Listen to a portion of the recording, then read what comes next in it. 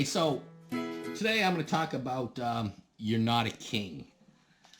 It seems that every time I talk to somebody who's never lived overseas, they always say the same thing. I can move overseas and I can live like a king for $300 a month. I don't know where you're going to live off $300 a month. The only way you're going to live off $300 a month anywhere is like, okay, all right, I could have lived in Cambodia for $300 a month easily. But here's the truth. I would have had to, I got a $50 studio apartment. And I was lucky to find that for $50. It was like a studio, maybe 90 square feet, 80 square feet. It was not very big. It had a bed in there, a private bath, and that was about it. A little kitchenette. It wasn't much more than 1.5 rooms. So I could live there for $50, and then I could have bought food for about $200, so it would have been about $250, and that would have been it. I couldn't go out to drink. I couldn't go out to take a lady out to dinner. I couldn't do nothing. So if you can find a palm tree on a beach, which you can live for free, which I doubt it, because if a local sees that you're under a tree, someone's going to try to scam you to make you pay rent there. So you're not going to live overseas for $300. If you want to live overseas, I would say the minimum you're going to need is going to be $1,500 a month. Minimum. That will cover your rent, your food, and any going out money you want. You got laundry, you got transportation, electricity, water, you name it. You're going to have the same bills as you're going to have in the United States. The difference between you and you say, well, how does a local live off of $300? They don't live off of $300.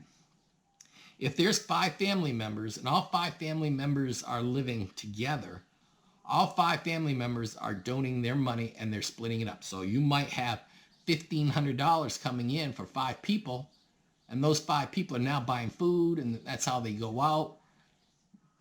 So they have to all donate money for rent, electricity, utilities, and food. Once they have that all taken care of, everything else they can spend on themselves.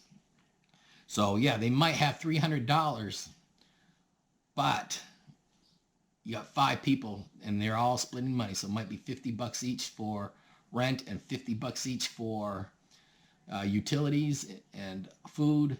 And then what do they have after that? They have $200 to live off the rest of the month. So a lot of them do not have a lot of money. Another thing is there's a lot of people whose parents make a lot of money. They're living at home rent free. So they got $300 they're living off.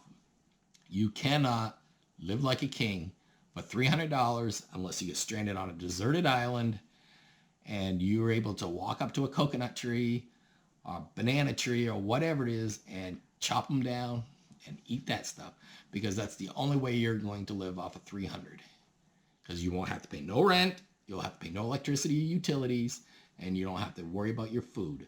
That's going to be the cheapest way you're going to live, and you're not going to live $300. Now think of it this way. In Thailand, some places are more expensive to live in Thailand than Berlin. I'm not joking. I mean, seriously. Some of the hotels in Phuket, more expensive than Switzerland. Bangkok, you want to go to Starbucks, you're going to pay the exact same price as you would in the United States. You want to go to Carl's Jr. in the Philippines, same hamburger price as the United States.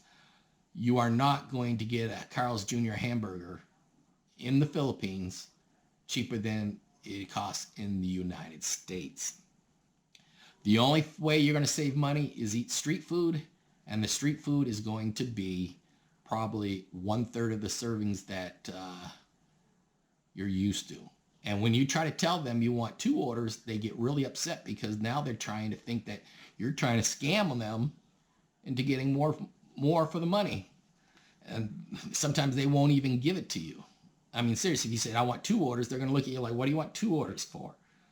Because they're not giving you anything. You're not giving you an American portion. They're giving you a local portion.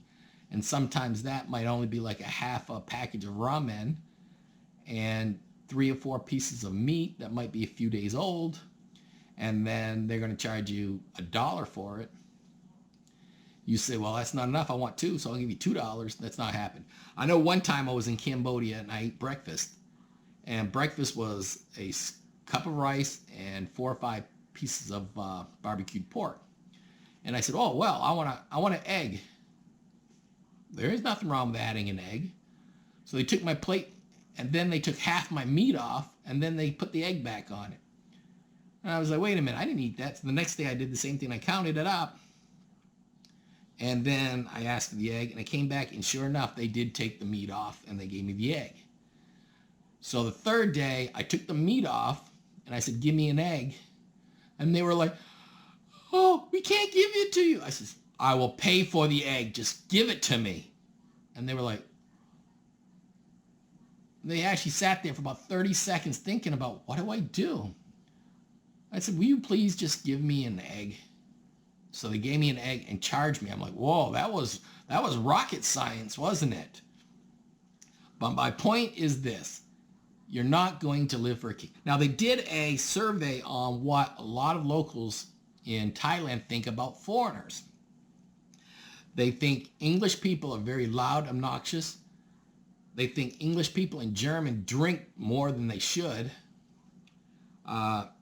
Chinese, they think are dirty and stingy. Japanese, they really don't have any, but they think they're very polite, but they're shy. Koreans stay to themselves. The Americans, they thought, were the most generous people when they leave tips, but at the same time, they think Americans are obnoxious because if an American wants something, they just start throwing money everywhere.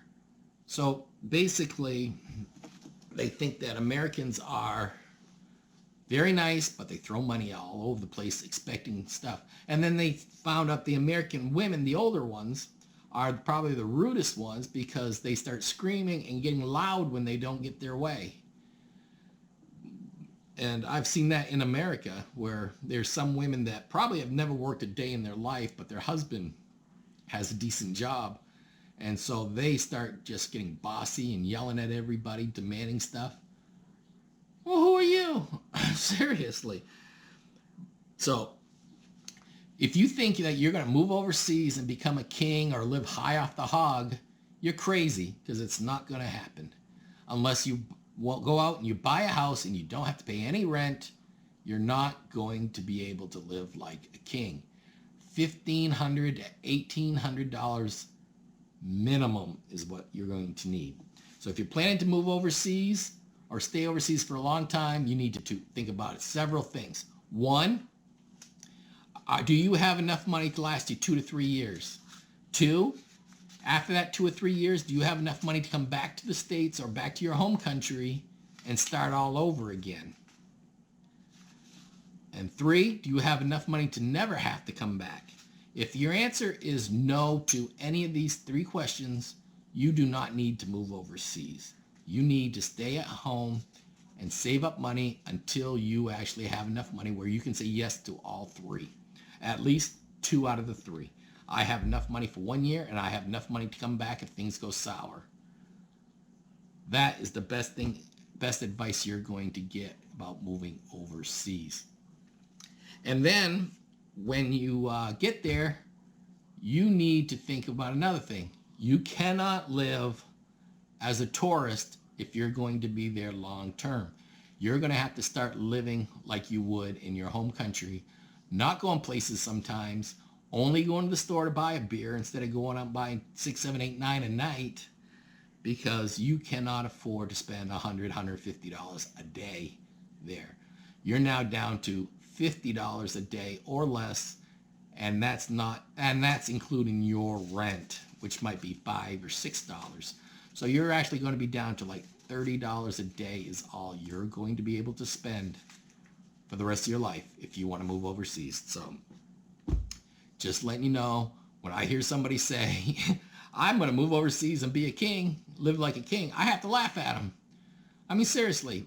I mean, if they know a place I don't know, I want to know because I want to move there if I can live off of $300 a month.